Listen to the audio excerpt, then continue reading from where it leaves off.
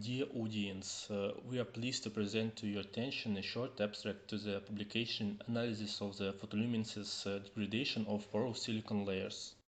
Porous C is a unique material with a wide range of potential applications in various fields such as optoelectronics, photonics, and sensor technologies.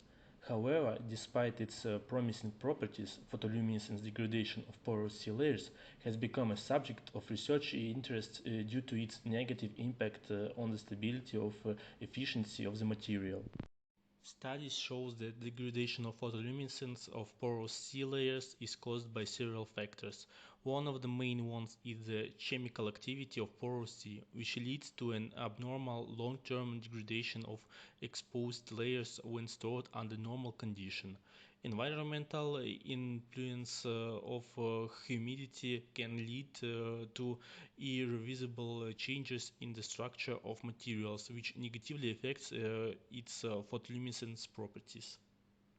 The purpose of this work is to study the effect of degradation processes on the structural and photoluminescence properties of porous C during long-term storage in the open air and to determine the changes in nanoclusters during degradation. On the screen, you can see the formulas that we used in our research, like the Gaussian distribution of C nanoclusters, how we determine the photoluminescence energy, and how we transform this into common energy excess and else.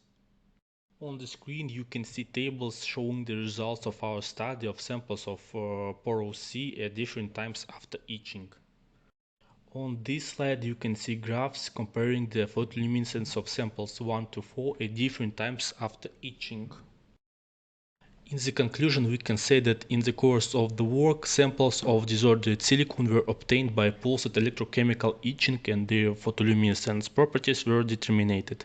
A quantum model is proposed to describe the photoluminescence spectra and the ensembles of C nanoclusters. The diameter d of C nanoclusters in the ensemble are considered with a Gaussian distribution. It is shown that photoluminescence spectra have a asymmetric line shape on the wavelength or energy scale, which is consistent with the experiments of other authors. This also shows that with the time the photoluminescence peak shifts to the short wavelength region, which is due to the size distribution of nanoclusters. The model can be used to obtain a physically reasonable extinction binding energy. It has been determined that the addition of additional components to the conventional peeling solution can reduce the degradation of the surface of the corrodable layer and stabilize the photoluminescence spectra.